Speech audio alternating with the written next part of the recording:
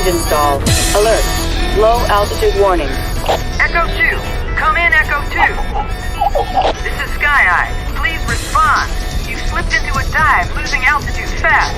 Are you there, Echo 2? Do you copy? Echo 2, can you hear me? You've got to pull up. Alert. Low altitude warning. Emergency adrenaline booster activating. Force adrenal gland stimulation in 3, 2, 1. What? Echo 2, do you copy? You need to pull up. Oh shit. Engine dead. I'm falling. Come on. Start. Engine starter engaged. Back in business.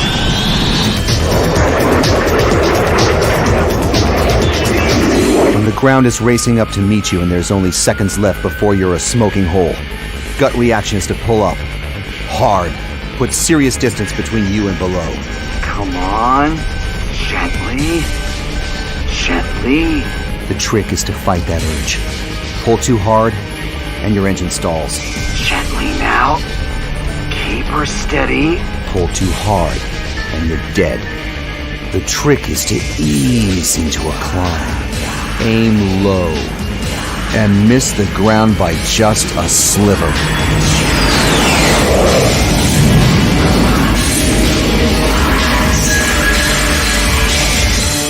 Sweet Jesus, Echo 2, you did it! I was sure we'd lost you! Copy that.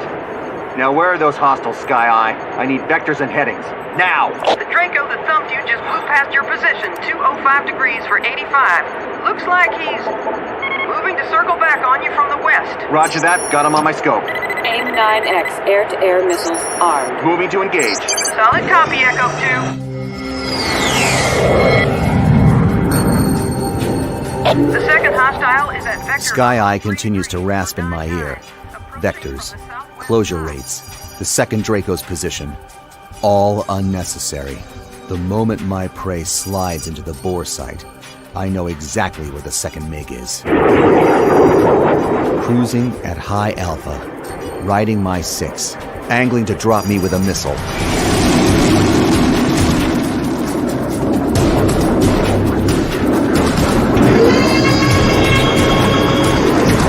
Echo 2, that second bandit is on you. Get out of there. Hear you loud and clear, Sky Eye. Still taking the shot. Target locked. 60 seconds. That's all I've got. 60 seconds to react. 60 seconds to strike. Box 2, missile away. 60 seconds to kill my target before his wingman tries to take me down.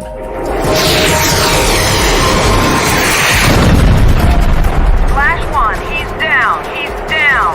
Nice shooting, Echo 2. Now get the fuck out of there before that second bandit on your ass kills you. Taking evasive maneuvers.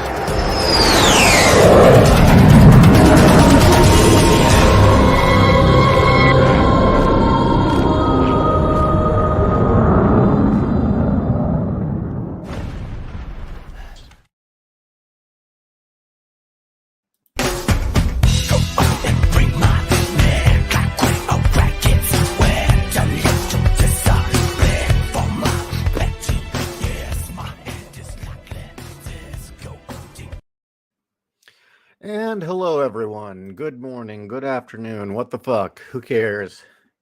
It's been another one of those weeks. Yes, it has. Another week of bad sleep, waking up screaming, night terrors. Oh, joy. What a wonderful time to be alive. So anyway, yeah, that's why there wasn't, well, actually, there wasn't a show Wednesday because the guest canceled out and I wasn't feeling all that great to begin with. So I said, screw it. But anyway, how are all of you? How has your week been? What are you dressing up for as Halloween? For Halloween?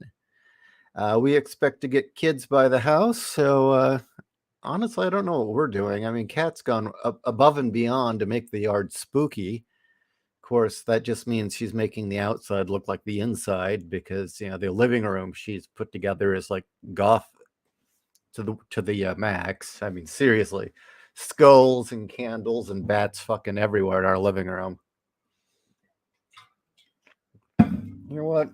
Fuck it. I'll plug in the camera so you guys can look at me.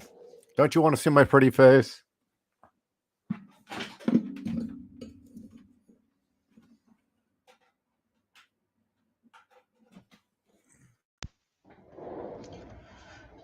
Okay, well, camera's plugged in. Let's see what I have to do to turn it on.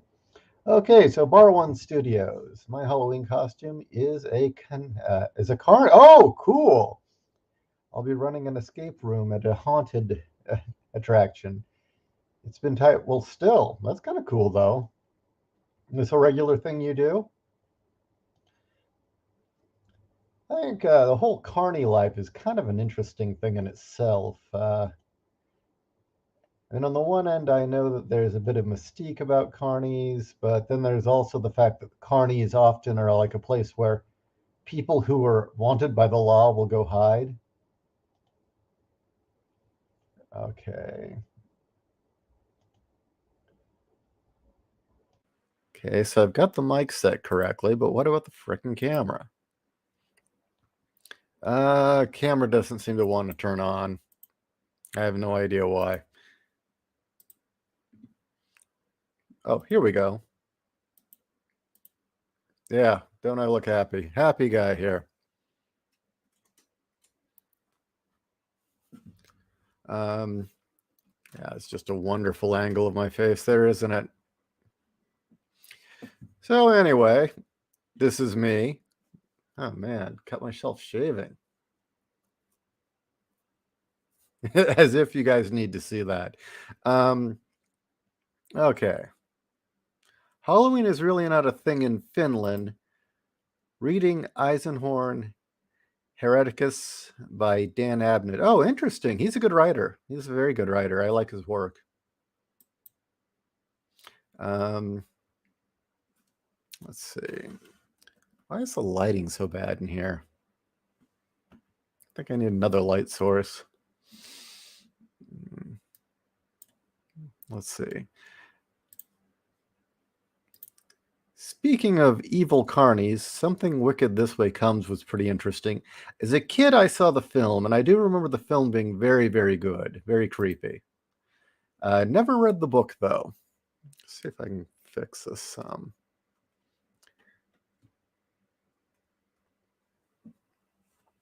That's a bit better. It's not like I'm really camera ready or anything right now, but who gives a shit? Let's see. In Chico impersonation. Looking good.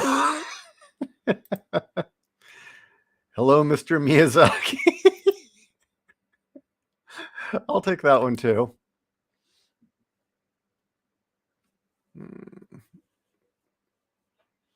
See, this side of my face gets knotted because I clench my jaw at night. Isn't that nice?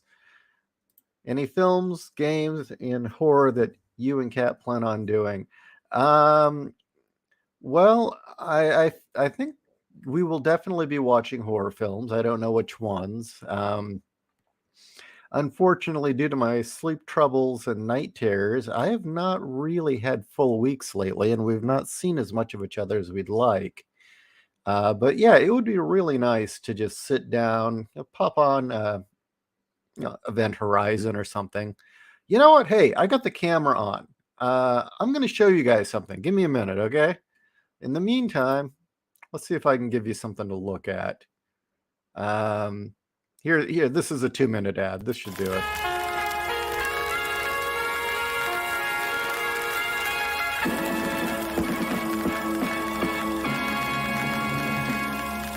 In 1946, an ultimate weapon was used to end the Second World War. It gave birth to a horrifying new age.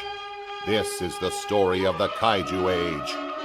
Follow the journey of one journalist as he teams up with a retired CIA operative to uncover the truth about the monsters and the events that will ultimately culminate in a Third World War, the Great Kaiju War. See Tokyo's destruction.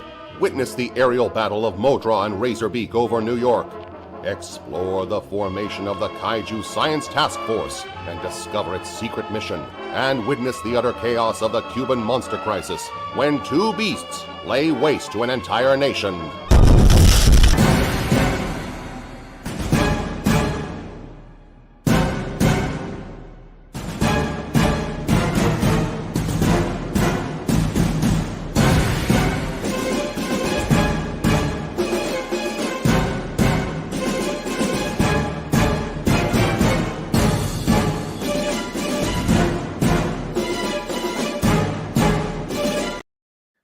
Okay, yeah, you've seen that ad before. World War Kaiju. If you don't have it, there's some artwork from it. Buy the book; it's good.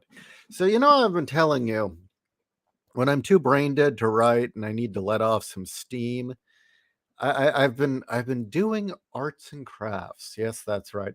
I've been going to I've been going to Michael's and Hobby Lobby and trying to see what lawn gnomes I can find and turn them into these weird troll creatures.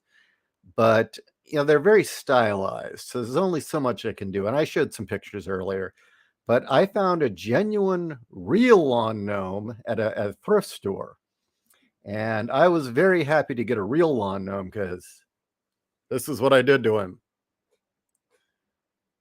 That's right. This is a lawn gnome who has, I guess, contracted the thing from John Carpenter's The Thing. Kind of resculpted his face, gave him a tendril for a head. Yeah, obviously, the thing's crawling out of his arm and his eyes. So, yeah, I've been enjoying that greatly. I'm going to do one with the Santa Claus next. But yeah, that's how I've been burning off steam lately.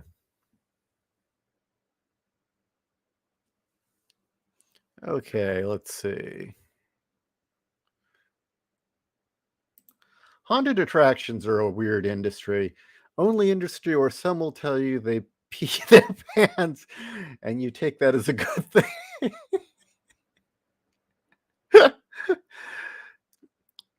Well, it depends on what state you're in, because the problem is if you do haunted attractions in Southern California because of gang problems, you might get stabbed.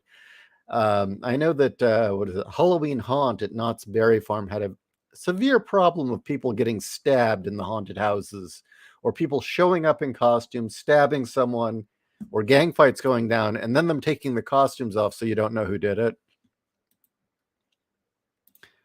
I read the book, very interesting in writing style and a lot of metaphor. Oh, are you talking about World War Kaiju? I had a lot of fun writing that book. I had a lot of fun. I want to get the rest of it out, even if it just has to be in a novel form. I would like to get the rest of it out.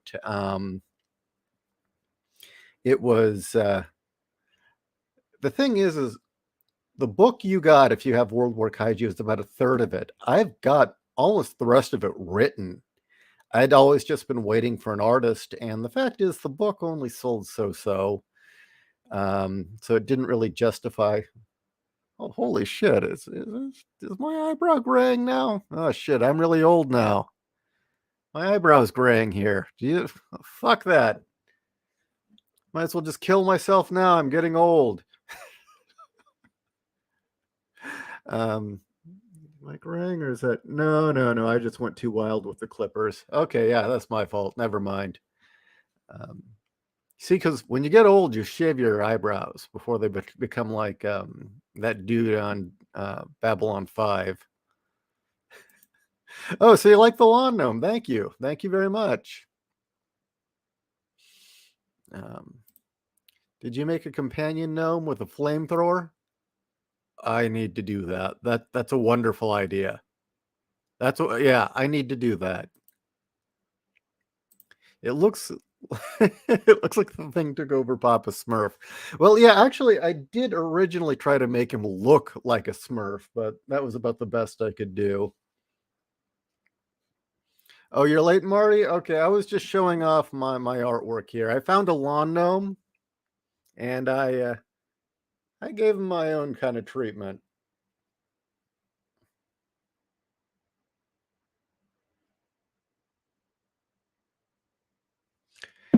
And they were mentioning that it looked like Papa Smurf got taken over by the thing. Have some Tony Savini magic. I wish. I'm actually only competent with sculpting. Anything I try and make anything look too realistic, it just goes to shit. So I do what I do. Um, yeah, cat. Yeah, I'll be right back. I'll show you another one I'm doing.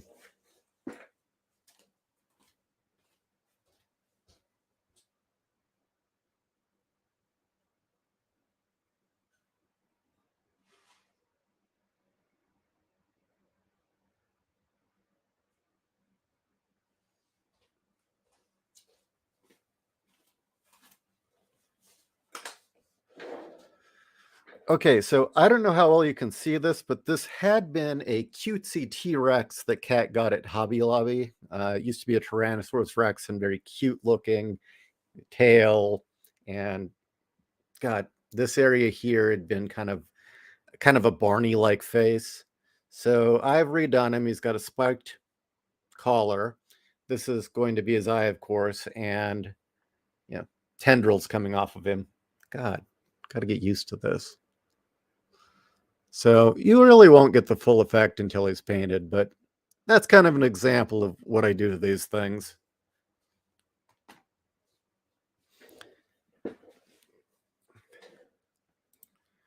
You thought you were going crazy earlier? How so? Oh, you meant something wicked this way comes. Okay. I do too. I want sequels to both. I've been so itching to get back to Case File Arkham.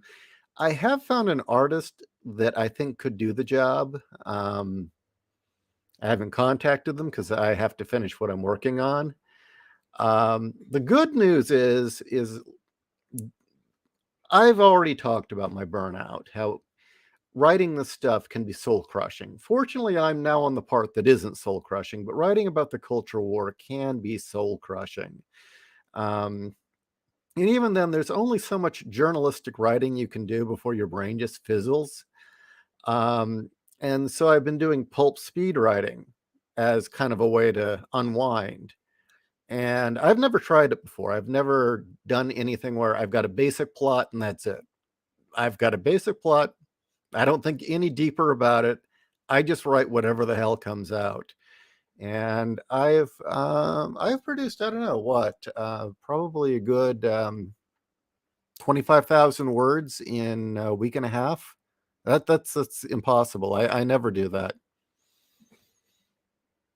So anyway, let's see. So I might have something. Oh, here we go. You need to make a lawn ornament in Japanese EGL fashion. Elegant gnome Lolita. If I could find something I could modify like that, that would be really cool. Like I mentioned, I'm going to do a Santa Claus. Actually, let me get the Santa Claus.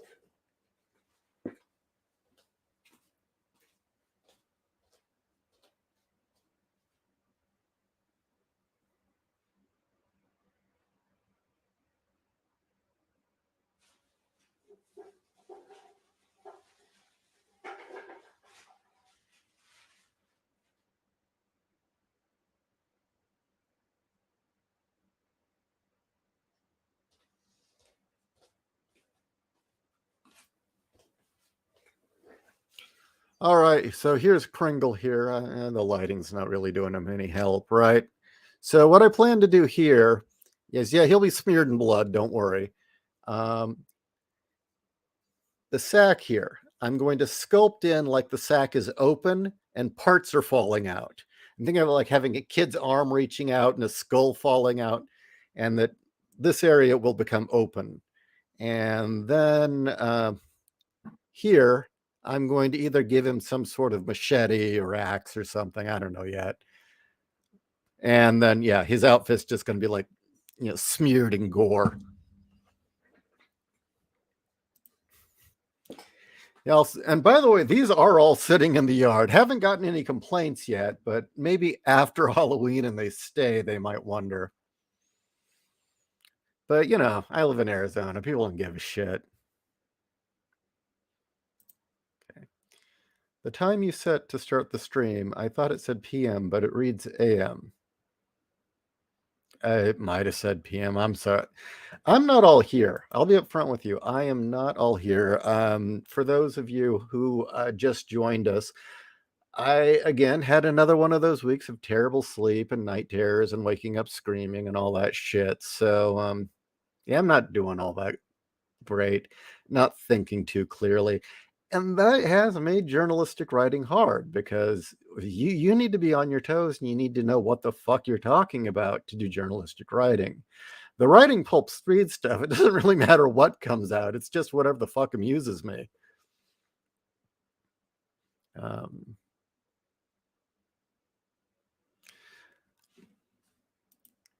Oh, darn it. You live stream now. I got to go to church. Say hello, Ishi, chat. Well, enjoy your church. Yeah, have your social time out with the family or whatever you do. I do a lot of podcasts, so who cares? I'll be back.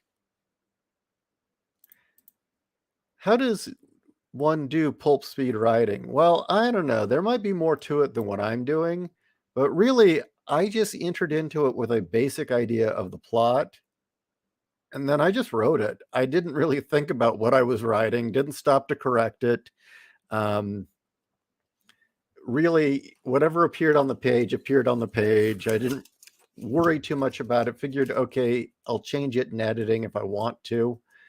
Um, and again, the main thing with this is if it amuses me, it goes on the page, or if it makes me laugh. So there's a lot of stuff that probably I only find funny.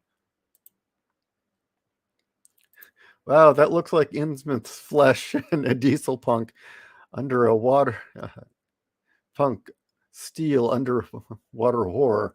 Which one? You mean the one-eyed creature? I think Santa needs a great sword lawn. I need a Santa. Sounds good. God, it's been a weird week. It has been a weird week indeed. Trying to remember some of my more bizarre dreams that have come about because of everything, but I think I told everyone, maybe not. I had been having kind of just issues anyway. And if there was ever an argument for telepathy or some sort of ESP, I haven't heard from my family in like months, like 6, 7 months. And then out of the blue, and I do mean out of the fucking blue, I get this, or Kat gets a letter, not me, comes in a letter saying, "Oh, we're going to be in town.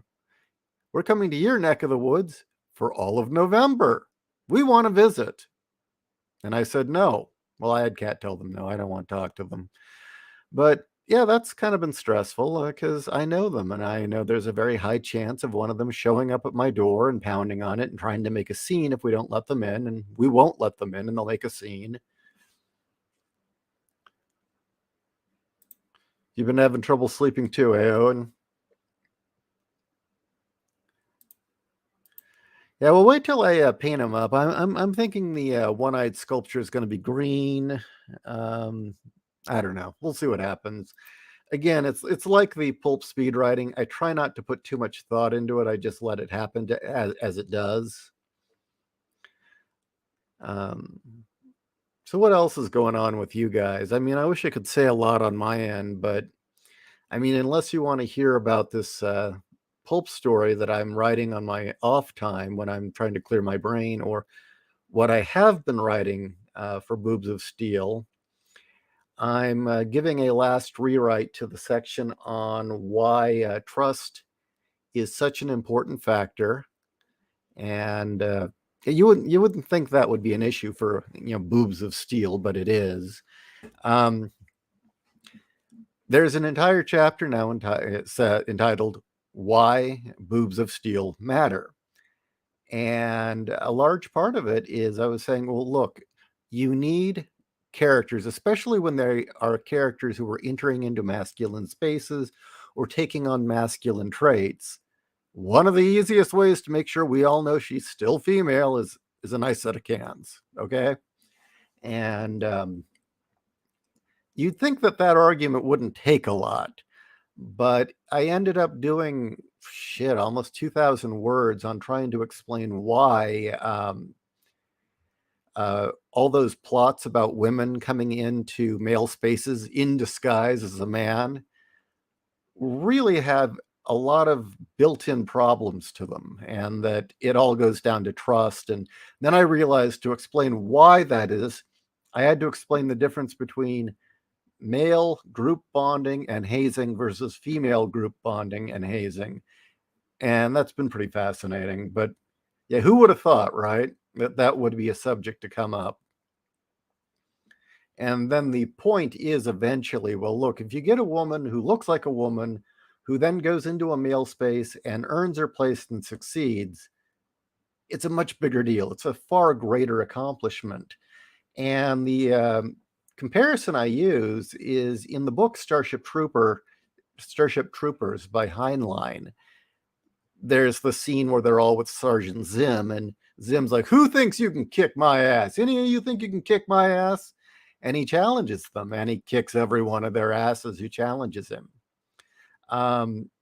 In the movie, which isn't very true to the book at all, we have the scene with Dizzy Flores after Zim has already kicked some ass. Dizzy Flores comes in and he says, "Well, what makes you think you deserve to be in the best?" What do you want to? Why are you here? She says, "Because I heard you were the best, sir." And he says, "Well, what makes you think you belong here?" And she gets into a fighting stance. Now she gets her ass kicked, but the fact that she did it at all is a much bigger achievement. If she'd done it dressed as a man, it wouldn't have meant half as much. I've been working on improving typing speed. Paragraph a day is the quickest I can type. Yeah, I can understand how it starts that way. I mean, dwelling on each and every word has been a problem I've always struggled with. You look at a lot of my writing, and it's like you can tell every word is chosen. And there's a reason for that. I'm a perfectionist.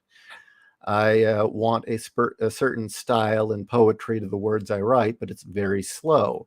So with Pulp Speed, and I'm probably going to publish this under a different name because it's so different from what I usually write. Okay, yeah, here we go. Now, which one of you apes? Which one of you apes have what it takes to knock me down? Exactly, Wolf 10. Exactly. Yeah, the book is so much better, Samuel. We are the best, but what makes you think you are good? Yeah, you've got it memorized. Not bad.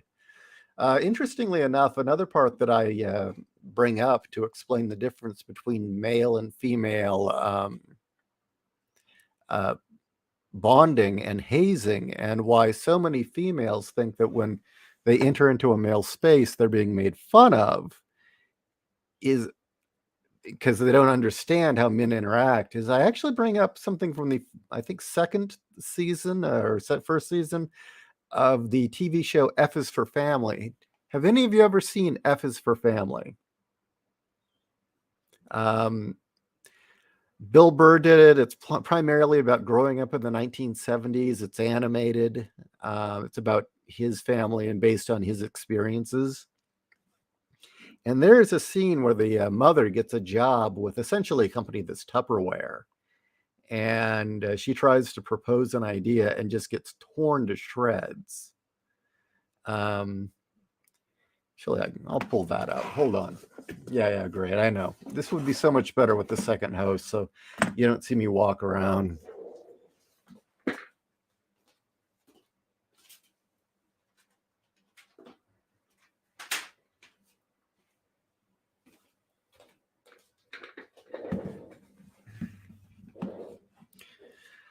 Okay, let's see if I've got it pulled up right now. Why boobs of steel matter. I bring up the scene from F is for Family.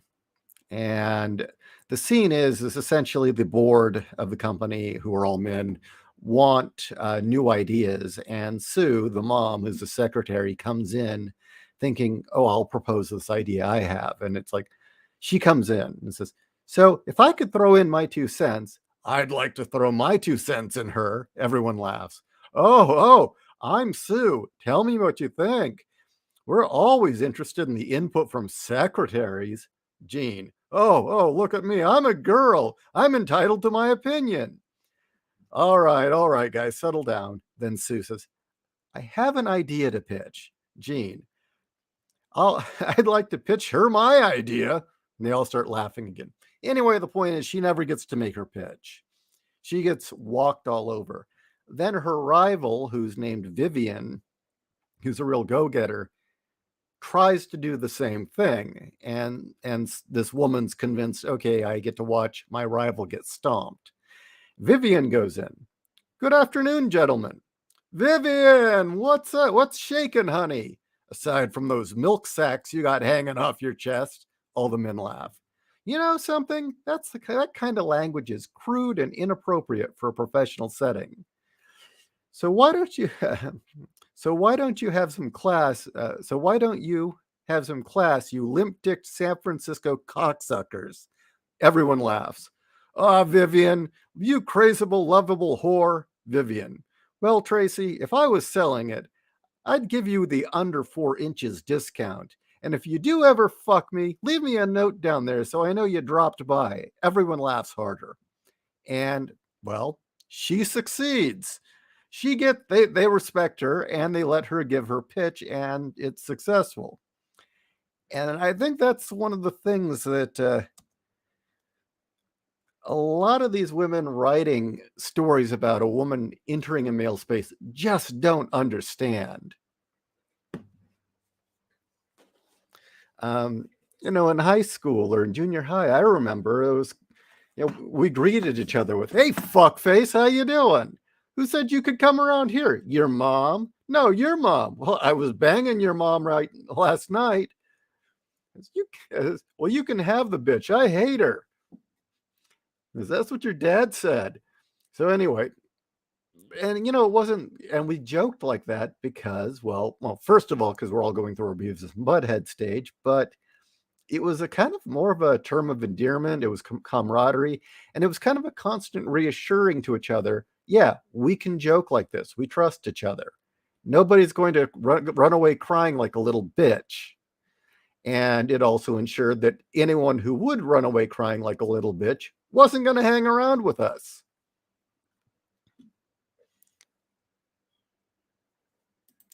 Oh, yeah. Okay, so you saw it.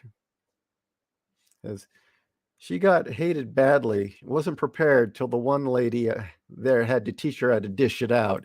Exactly. And even then, she never really understood why it worked. Hold on.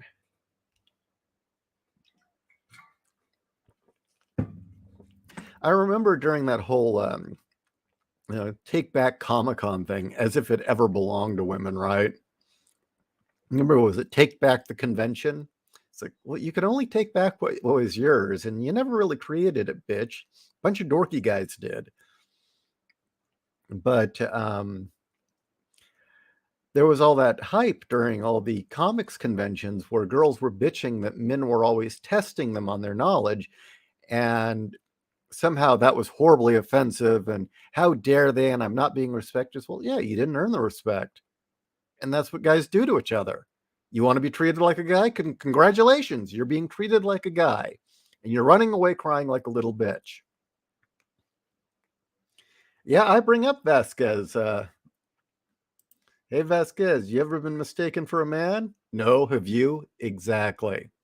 And, there's a character who otherwise would have been assumed to have been a young man by the way she looked, except for her double G-cup chest. There was no doubt that was a woman. And yes, that is true. Jeannie Goldsmith has double G's, and she's only like, 5'2"? She's tiny.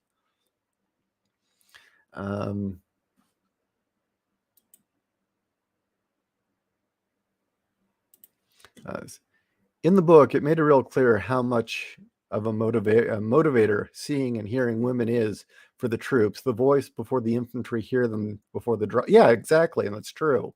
That is absolutely true. And that's actually been a thing throughout history, which is, again, another thing we've forgotten.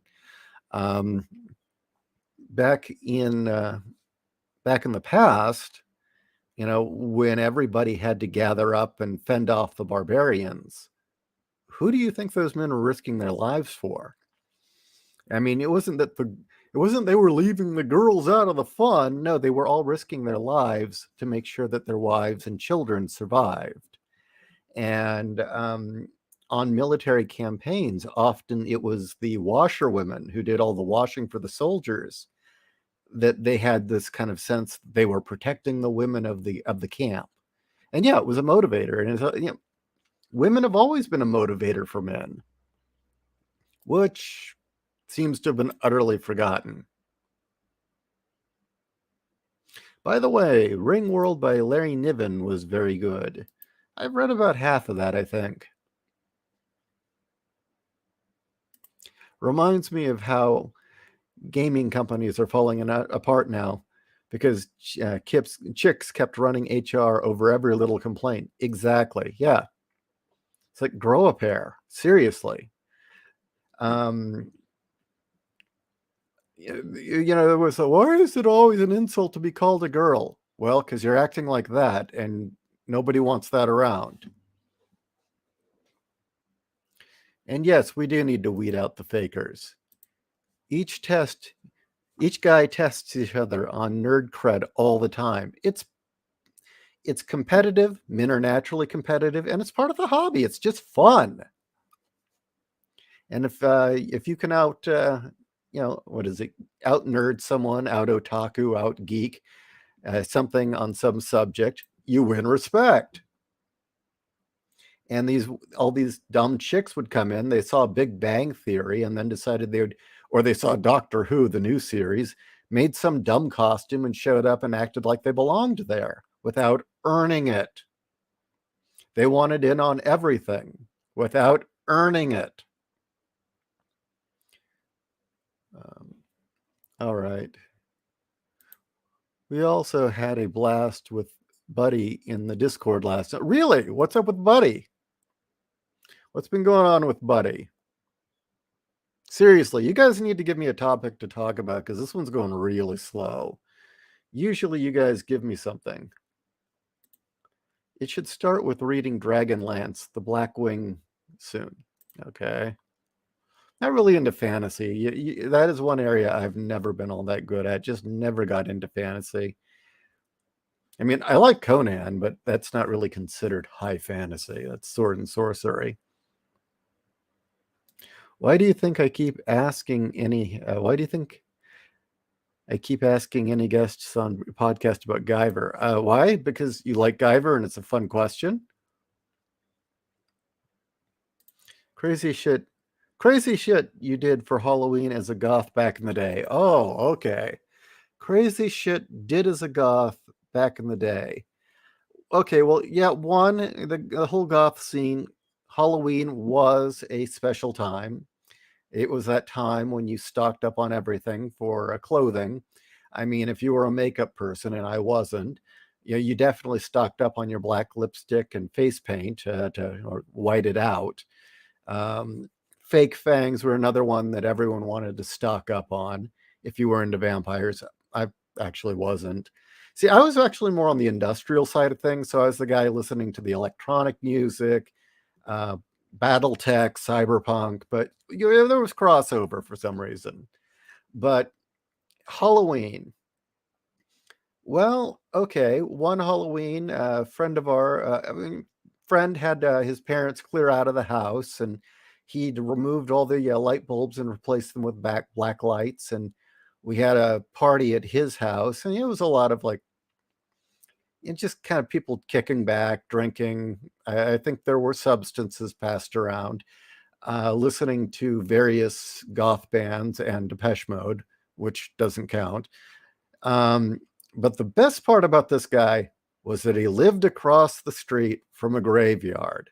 So there was inevitably trips out to the graveyard and running around the graveyard, scaring the shit out of anyone else who was at the graveyard.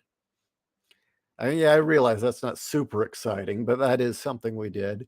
Younger than that, I remember freshman year, when one of my friends got a car, older brother got a car. This is kind of fucked, which was we're collecting pumpkins and hurling them out the window at schools. But yeah, what else? Usually Halloween, I can't. Oh, wait. Okay. There was one where I hosted the Halloween party. Okay. House full of people. Parents decided go up to their bedroom and leave me alone.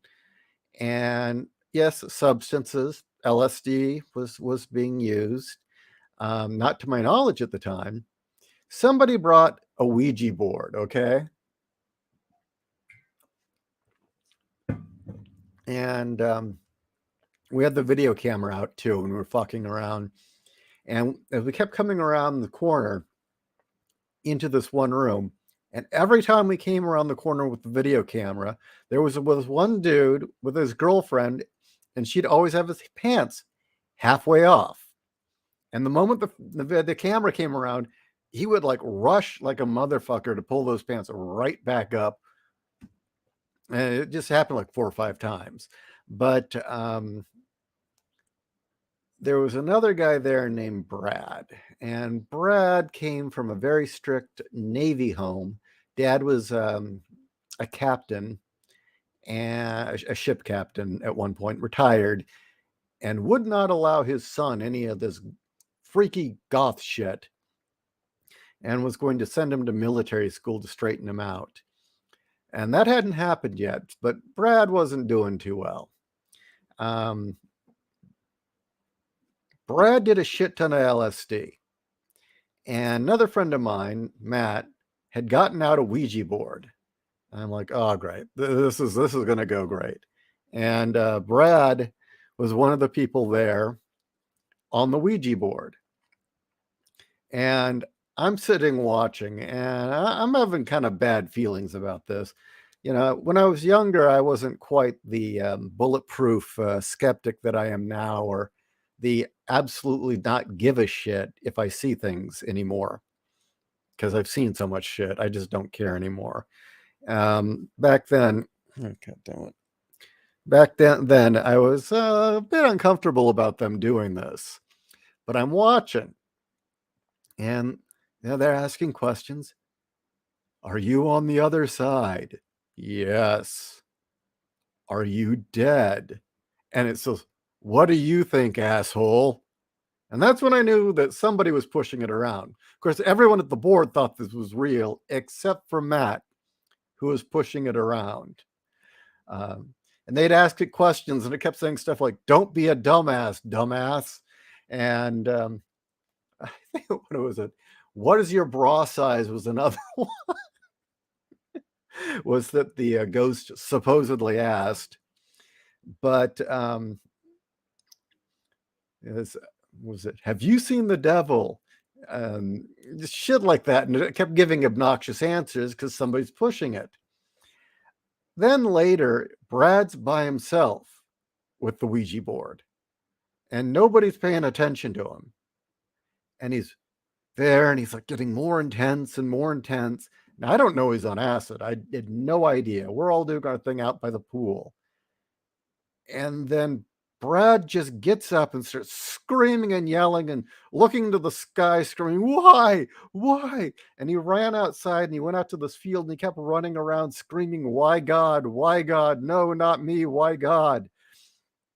And then it turned out the next day that he'd asked the Ouija board when he was going to die. And apparently the Ouija board had said tonight or something like that. So he didn't die. But that was pretty amusing. Other Halloween stuff we did. One Halloween I was not around because we'd gone to see Oingo Boingo live at Florentine Gardens. I actually did that twice. So 2 of the Halloweens, that's what I was doing. And I don't know if you know anything about the band Oingo Boingo. Danny Elfman did the soundtracks for most of the Tim Burton movies, did the soundtrack for Pee-wee's Big Adventure and Batman. But when he was with his band Oingo Boingo, they'd always have some sort of elaborate stage show. And I remember once he had something like 10-foot tall inflatable skeletons that would dance. Let's see. Oh, bye, Fizz. All right, I'm missing things here. You guys have all commented. What a voice. Started a voice chat last night. A bunch of us piled in. Buddy Lord joined in, and Wolf had an idea. It was him until halfway through. We got to hear Evie's voice for the first time. Evie, I'm trying to remember. Hey, Eloise, what was your idea about a rant? I know you're sick right now, but I still think a rant would be good from you. We'd love to have you on. Anime says, Anime Acid Trip. The first thing to do when making a cyberpunk campaign is figure out the hideout for the group. First thought came to mind, abandoned McDonald's. Get the techie to fix the ice cream machine. Well, my advice really for a cyberpunk campaign, the first thing you'd want to start is you have your adventure. Okay, figure that out first. Well, not necessarily. You could have each player decide what kind of character they want to play. Okay? That's a good way to start. That's often how I did it. But the most important thing was always to find out, why are they desperate? Not their hideout, not anything like that. Why are they on the edge? Why are they desperate? Why do they have to have a job doing crime? What is it that's motivating them, or what is it that's hanging over their head that they need to go do this thing to get money? And that's where you base your adventure around, because then you've got a reason for each and every one of them to be there, and you can work your plot around that. Is the person just strictly a drug addict and needs money for drugs?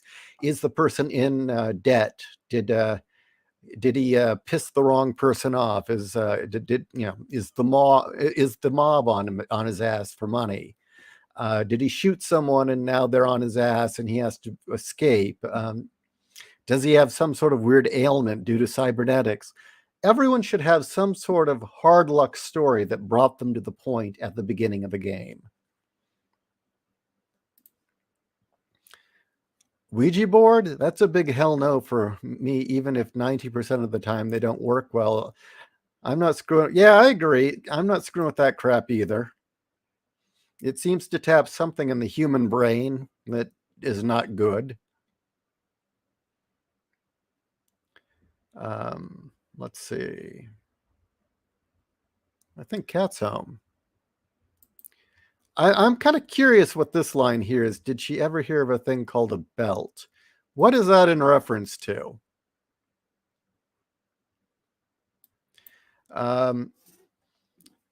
So at the rate I'm going now, I don't know. I have this horrible feeling that this pulp speed thing that I'm writing is going to be available to you guys before Boobs of Steel is. It's going so fast. It's definitely got a little bit of a cyberpunk edge to it, but it's kind of gonzo, and it involves mech warriors of a sort, except I call them siege engines.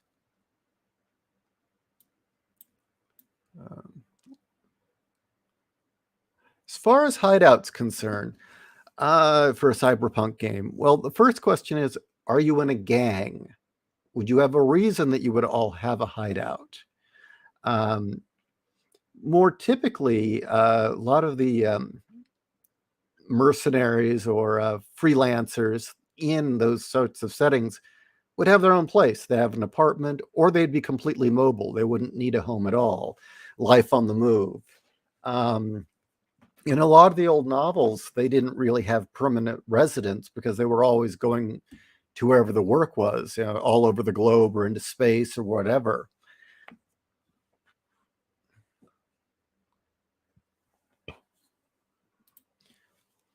One Halloween memory that comes to mind is when my dad soaked Scott toilet paper in flammable liquid and put them in the jack-o'-lanterns, and pillars of fire shot out of them. That sounds great. Yeah, we've got our jack-o'-lanterns out. Mine looks like an alien. Okay, yeah, give me another topic. This is winding down, really. I've talked about my sculptures. I've talked about writing. I've talked a little bit about Boobs of Steel. You still around, Jen? Or have you checked out? Let's see.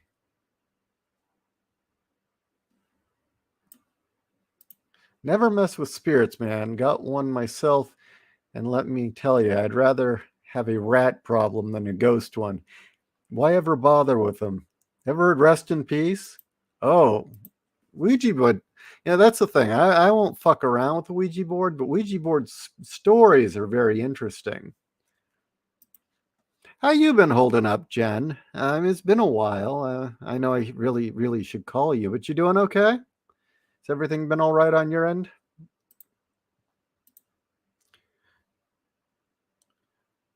Have we talked about what happens when you search DeviantArt for Velma cosplay? Well, I know there are some real hotties doing it.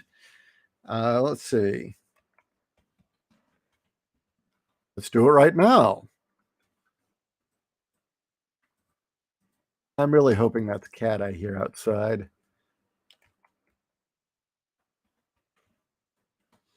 Okay, going to DeviantArt. How am I doing? Not the best, honestly. Could be better. Here's an idea. Florida cyberpunk. Hey, why not? There's plenty of reason for Florida cyberpunk. Drug cartels. Hurricane comes through, wrecks stuff, power grid's destroyed, turns into some horror survival society reliant on power, now crazy without it. Works. All right, let's see what happens when we do a Velma cosplay search. And let me share it with you. Let's hope I don't get knocked offline. Hey, why don't you come on in? 1 second, I gotta use the restroom. No, you don't get to use the restroom. You just got to piss all over the floor while you talk to the audience. It's the rule. It's okay. I got you a bucket. You just piss in the bucket. No, I need to be spontaneous about it. Oh, it's got to be a spontaneous sort of thing. Well, I'm looking at this Velma cosplay here, and so far the view's not bad.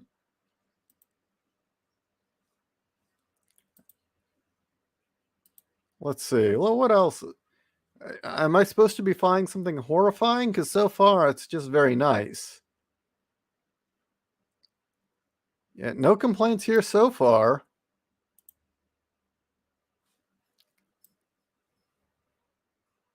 Yeah, I mean, frankly, so far what I'm seeing here is boner-tastic, so no complaints.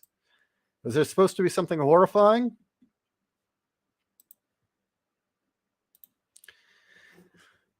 Fair Maiden says, had a bad experience with Ouija boards once before, won't even knowingly be in the same room as one now. Some doors should stay closed. Whatever the door is that's being opened by the Ouija board, yeah, don't fuck with that shit. Bad things seem to happen. Either it's inside or outside, doesn't matter. Have you had a chance to watch the Guyver anime yet? Yes, I have watched quite a bit of the Guyver anime.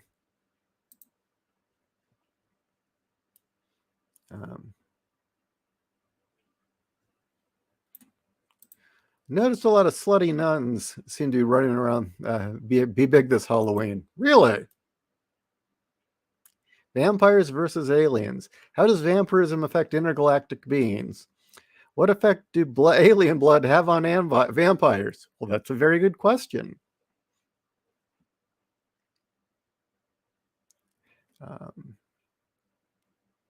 Let's see. That's a Scooby-Doo gang of a different color. Warner made Velma black, so I guess cosplayers aren't jumping on that. Nobody wants black Velma. I'm sorry. Everyone wants cute ginger Velma, you know? Really, why change Velma? Seriously.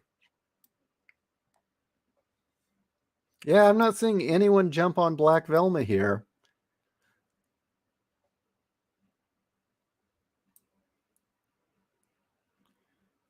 Or we should, the thing is that Scooby-Doo's going to come out and it's probably going to be forgotten within less than a year, It's going to be another disaster, just like Black Little Mermaid and all the other things they made. I don't even remember. I mean, shit.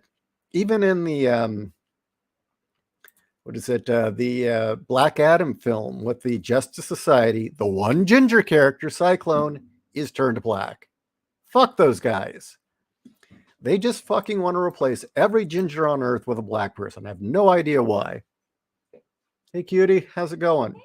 They told me to search cosplay for Velma on DeviantArt. So far, I'm not sure what I'm supposed to be looking for other than like hotness, but I don't have any complaints. This is an interesting take on her. I don't know. Do you see anything objectionable? I liked the survival horror version with the shotgun. Oh, yeah, I think any Velma with a shotgun's nice.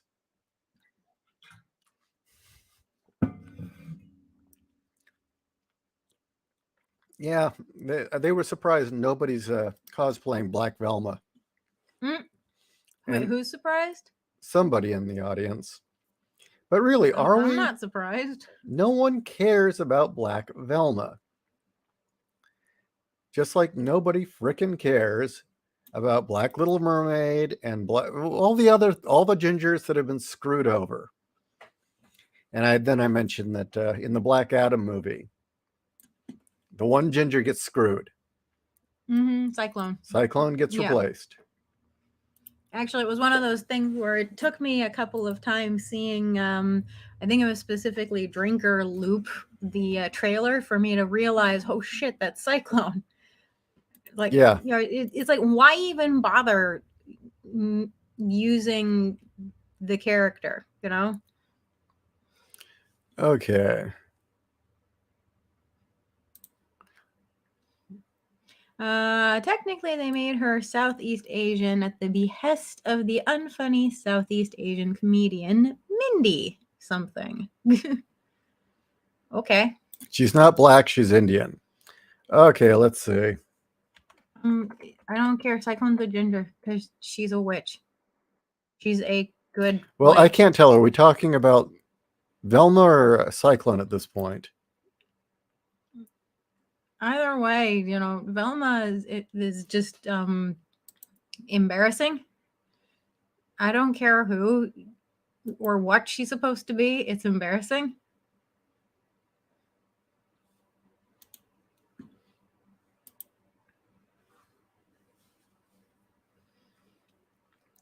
Sorry, Ishi's Yeah.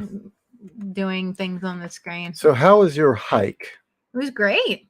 It was great. Yeah, it was great. We actually went out to this arboretum about an hour away, and out towards the area where we went shooting with Trenton. And it was wonderful out there. It was beautiful. Was it wonderful and beautiful? It was. There was a lot of, strangely enough, a lot of natural trees. So there was a lot of shade. Why wouldn't there be natural trees in nature? Because it's a desert. Deserts have trees. No, they this is cultivated so that. Oh, okay. These were artificial. Well, no, they're real. No, they were artificially placed there. Yes. You know, this is in the middle of the Tonto National Forest, of which there are only saguaros. So. Okay, so here we go. This looks pretty black to me. I don't see dot Indian here. I don't know anymore. I mean, really, it just. And what the fuck is this? It just looks like they color corrected her. Yeah, what the fuck is this here? I don't even know what I'm looking at here. I mean, I don't know. I don't even care anymore. Any black shaggies? No, it's the fact that they made her dumpy. She's not Velma. They took her tits away. They took her tits away. They have her constantly with a resting bitch face. Only in this case, it's a dull surprise bitch face. Dull surprise. Yeah, and I think when our conversation about it with Janelle hit it on the head. They're trying hard to be Daria without understanding why Daria was awesome. Yeah. So no, fuck them. Let's see.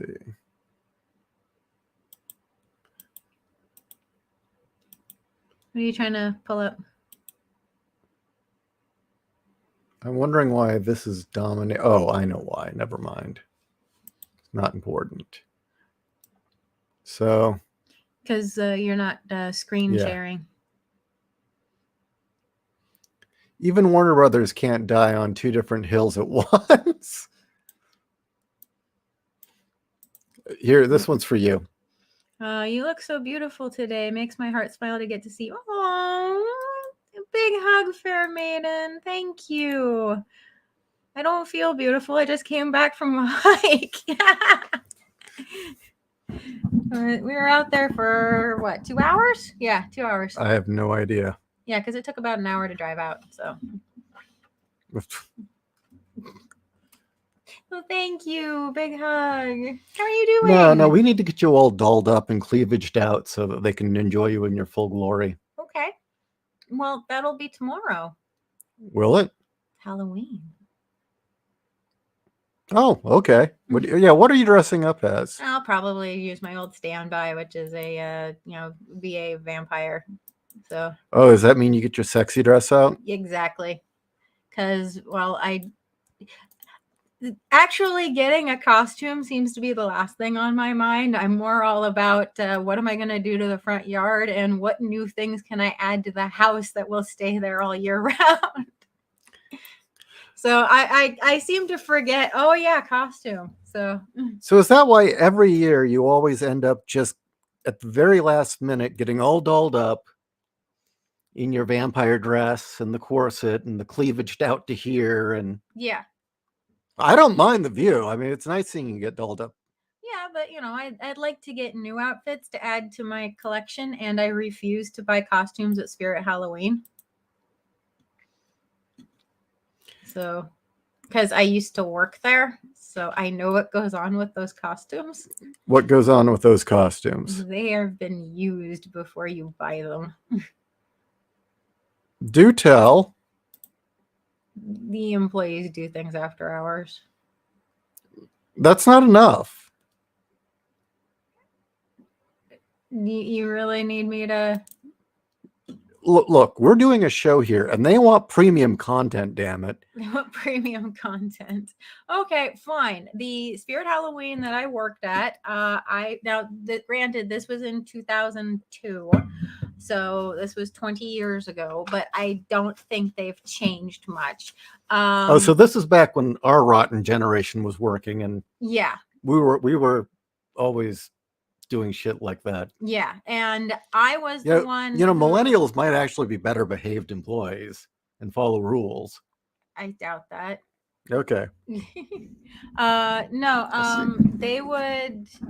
I was actually in charge of the costume department, so it was my job to put all of the pieces back into their bags and hang them back up. So basically, every costume had at least been tried on at least once before October 1st even hit, but. I know for a fact because, again, I made sure that my area was meticulously clean and I was the only person manning that area. So from store open to store close, I was the only person in that area. I would come back in the morning and find that costumes had been tried on after hours when I had already gone home. Really now? Yeah, and things were in disarray. And it was usually the sexy girl outfits that had been tried on. I see. So yeah. And I was naive, but I wasn't that naive. I knew exactly what was happening. So, especially because I was watching my coworkers flirting on the floor, so Bar 1, Daria was an original, a 90s iconoclast who would be horrified as equally by the modern left as she was by the 90s conservative stereotypes that MTV put out. Yeah, I would agree with that. Yeah. I always thought Velma looked like the main character in Beyond the Valley of the Dolls. Bar one, millennials and Zoomers aren't better behaved employees. They've just been beaten down more effectively. Now, the thing is Gen X, basically, you got shit done. Yeah. That was the rule. You got shit done. You just didn't necessarily obey the rules. Yeah. And, it's like, I'm working at Spirit Halloween. Who the fuck cares? What are they going to do? Fire me? Actually, Darn, I'm fired from Spirit Halloween. We did have a couple people got fired when I was working there. So, well, like Kinko's, when I got up and left when the boss kept threatening me, he's like, oh darn, I've been fired from Kinko's. Who gives a shit? well, And she was utterly shocked that I didn't give a fuck. Well, Gen X in general understands priorities and what are things to be worried about. And also, a lot of them have seen worse. So, firing really isn't that big of a threat. Well, no, I just remember that one time that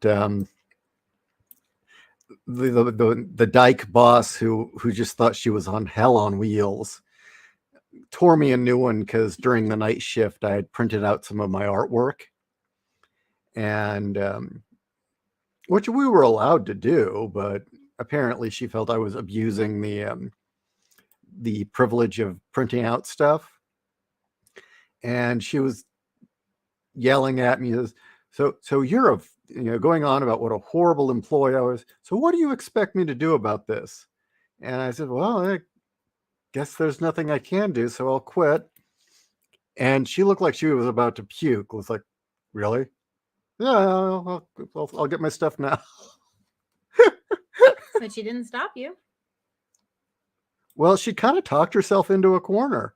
What she wanted me to do was beg her for my job, and I wasn't going to do that. Mm-hmm. It's fucking Kinko's, the night shift. Who gives a fuck? And it's like, that girl. Oh, there you go. There's your Black Velma. How many pages in are you?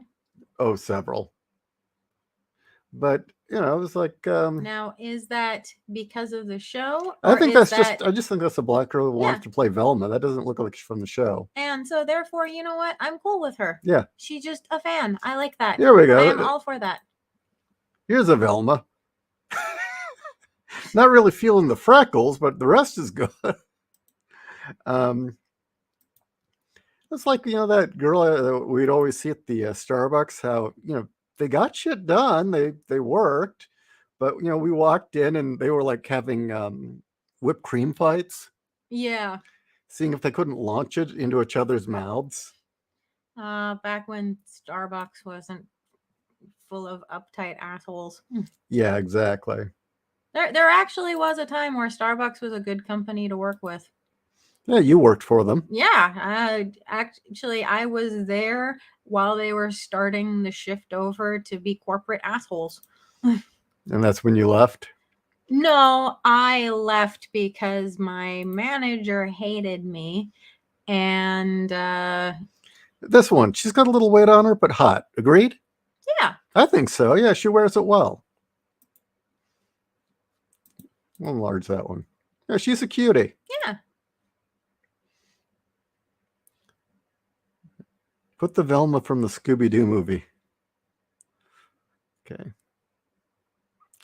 Probably not. I probably shouldn't be scrolling through.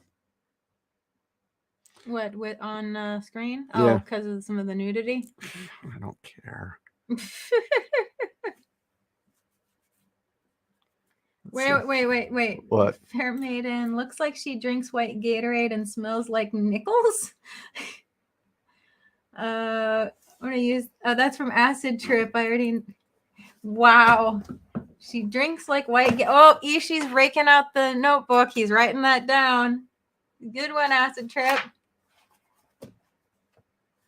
You keep them entertained. I'm writing this down. Okay.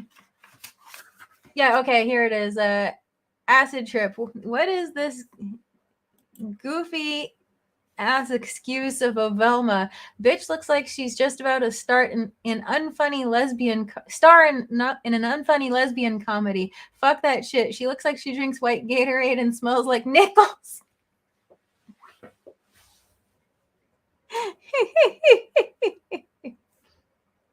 But would Biden sniffer? Okay. Let's see here.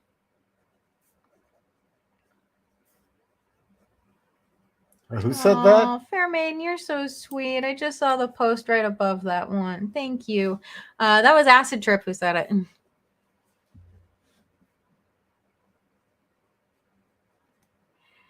Bar one. So Spirit Halloween, the movie, was a documentary of sorts. No. Spirit Halloween, the movie, was a sad attempt to be Goosebumps. Seriously? Yes. I saw Cinema Snob cover it. It was awful. Actually, awful doesn't...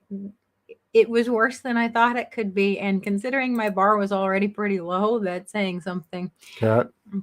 Sorry, I saw a short on YouTube where millennials thought U.S. currency from the 90s was counterfeit. Actually, they have a problem with that. I was at the bank getting money for Fan Expo back in May, and to have in the till, and they gave me an old 20, and I did go ahead and I'm like, do you mind if I get a new 20? And the person who was our age was like, yeah, I can get you a new one. Why? Is it, you think it's too worn? I said, no, I'm afraid millennials will think that it's fake. And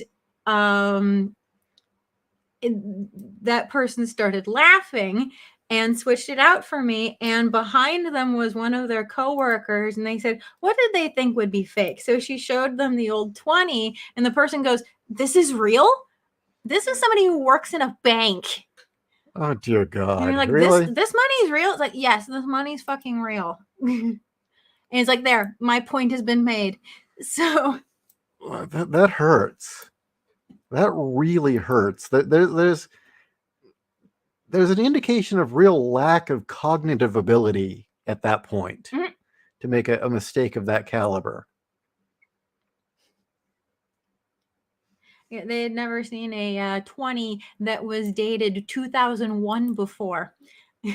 Was that the reason? They'd never seen how the money looked from back then. Well, show me a 20 now. I don't have a 20 from now. Why not? Because I don't. I used all my Yuppie food coupons already. Oh, okay. But you can pull it up. You're on Google. Well, there's a Velma of sorts. No, pull it up. Okay.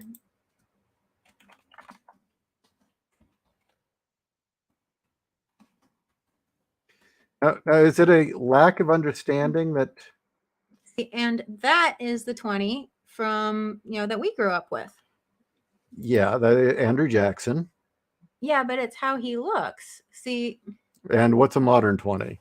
That's a modern 20. Okay, that's the old 20. Yeah. Yeah. They think the old 20s are Monopoly money. They're not that different.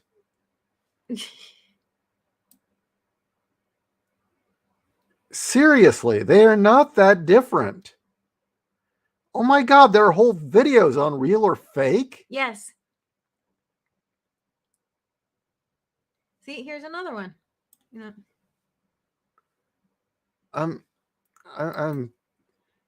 Did I hurt your head? It makes me fear for the future if that's a problem. So, like, is there a problem with like people seeing old coinage too and think it's fake? No, actually. But 20s, they think it's fake. Here we go. Here's a Velma. I think her photoshopping could be a little better, but otherwise she looks good. Here's a more realistic Velma. Hey, go girl.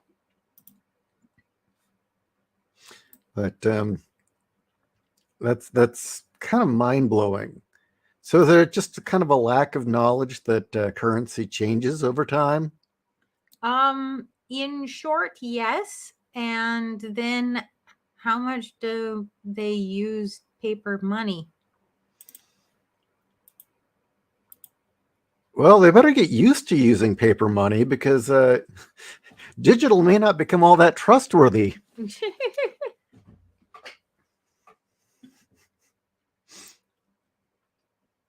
Oops, another black Velma.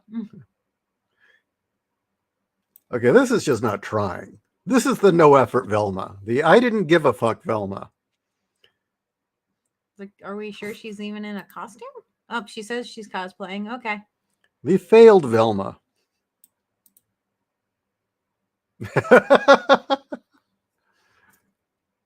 Oh, fuck it. Let's go to a different topic. Here we go, the Major. That's nice. Almost dodged a bullet there with the lingerie pick. Yeah, well. Owen wants to know who Kinko's is. Kinko's... Kinko's is the FedEx store. It used to be a FedEx store / copy machines, paper supplies, and computers with internet connection. Kind of your one stop for office work. But they would also have banks of computers that you could use. You could go on the internet, like if you're a student or if you had no internet access. Business people and transients alike would use Kinko's. Yes. To look at porn. Yeah. And it was named Kinko's because it originally was started by, I forget who, at I think it was UC Santa Barbara. Something like that, yeah. Where he had purchased a copy machine and he realized he could make a lot of cash renting it out to people, to students. And they'd all come by his room. And I think he started getting more. And it grew into a business. He figured out, wow, I can make a lot of money selling copies or selling or renting the use of a copy machine. But that grew into an entire business. And he had named the business Kinko's because everyone said he had, quote unquote, kinky hair. No, it was the 70s and he was a kink. He was a pervert. It was that simple. He was kinky. And that's why. So yes, that is a Kinko's. Bar one, effed up thing about boomers versus Gen X. Twitter, England's PM, and even the US with Kamala. Boomers would rather outsource the running of their regimes to India than hand the reins to Gen X. Yeah, that's true. That is absolutely true. Is there a character I'd like to dress up for Halloween? Yes, I would like to do gender bending Alucard. Because I like the costume aesthetic. I want you to dress up as Varla. I've got the clothes for that. You want me to do that tomorrow? You can punch the shit out of people. I can do that. I just don't have the hair. Yeah, that's true. But I've got everything else. We'd get you a wig. We could get me a wig. With the Betty Page cut? Yeah, we could do that. I mean, there's a Spirit Halloween within walking distance if you wanted to. Okay, let's see. That's an interesting question. What's an escape room? Oh, escape rooms are fun. They are a giant puzzle. We have 2 in the area, by the way, we can do if you ever wanted to do that. I'm actually wanting to arrange something with Becca to go do this. But it's a neat thing where you pay to go into a room and basically you have to solve the puzzles in the room in order to leave within a certain time period. And there's usually different levels that you can purchase on difficulty. on the puzzles to solve in order to be able to leave. Some places have multiple puzzle rooms that you can pick from, depending. But they're a lot of fun to do. Okay, which gay Kinko's computer story? You got to be specific. There are a lot of them, unfortunately, because the Kinko's I worked at was next to the gay part of town in San Diego, Hillcrest. It was in Hillcrest. Yeah. You know, you were a stone's throw from Gay Mart. Yes, explain Gay Mart. Gay Mart was the local liquor store, 24 hours, and I forget specifically. It wasn't a liquor store. It had been bought out and turned into a gay clothing store. Was it? Yeah. Because when I moved to San Diego and I was going to Hillcrest, the front half of Gay Mart was a liquor and prophylactic store. So if they had clothing, it was in the back. So I never set foot in Gay Mart. I only walked past it. It was in the windows. Brendan went in there a few times, though. Really? Yes, he did. I mean, I know there was Rooster Wear. Rooster Wear was fashionable. Yeah. Rooster Wear was for gay men who wanted to spend the amount of money that you could buy a used car for on clothing. Mm-hmm. The red outfit, Alucard, or the teen goth girl look he had during World War II. Un momento.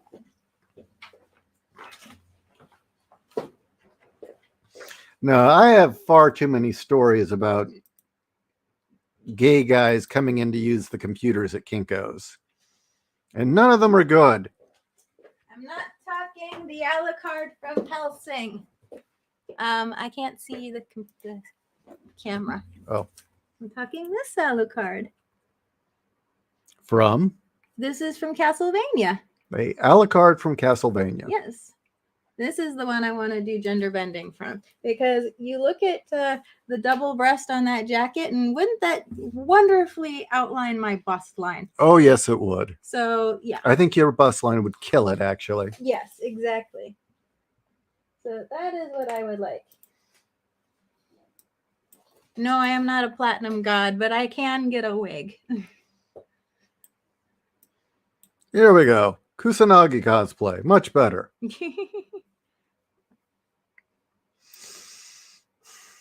By the way, have you transferred the money so I can pay JEC? Yes, it has been. Okay, I will send that. Now, that is a pretty good one. Yeah, it is. That is a very good one. It's actually the outfit I prefer. I agree. I know most people prefer this outfit, but... It's Shiro accurate, so therefore I'll accept it.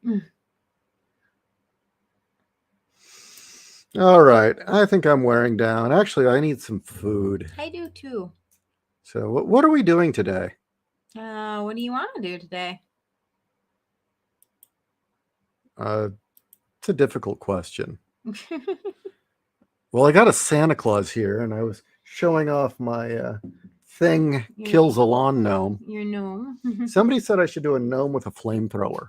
Oh, that would be cool. We have to find another one of these now. Because, yeah, who knows how old that lawn gnome was. Where'd you find it? The Goodwill. It was at the Goodwill. Yeah. Got it for $3. We could do our Goodwill hopping. Geez, thank you. Thank you very much, dude. I really look forward to that.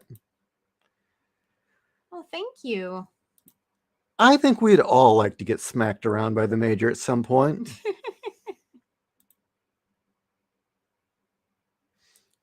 I don't know. I'm wearing down. This is losing its fun, I guess. Well, you've been on for about an hour and a half. Oh, here we go.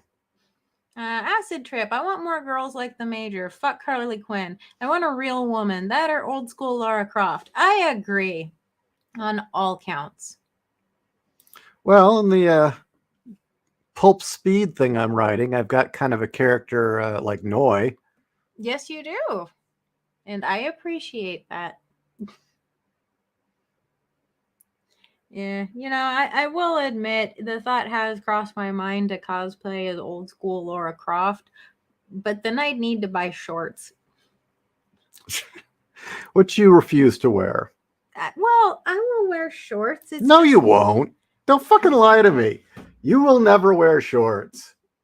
I can wear those, like, really cool shorts that go down past your knees. Oh, you mean knickers? No, not knickers. No. Hold on. Those, like, skater shorts. I used to have a couple. Where are you going? I'm going to show something. Okay. What are you No, going to not show? that. What are you going to show? How much my wife loves me. Oh.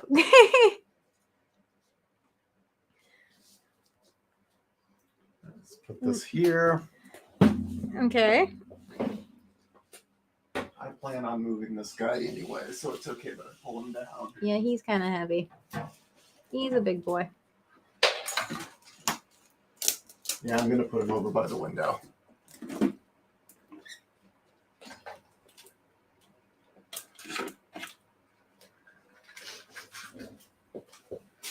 Thrilling as you watch me look at something off screen. There we go. Look how big this thing is. Yes, a Skyfire. Not a Jetfire, but a Skyfire. Screen accurate and everything. Well, it doesn't have a symbol on the chest. It's the Who only thing that's cares? not accurate. Who cares? I don't care. But apparently he was inspected. Yeah. He has a little sticker on it. Oh yeah, I'd be scissored by Chun-Li any day.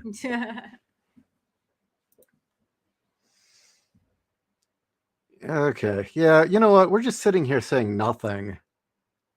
So, Okay, thank you for joining us. Good night, everybody.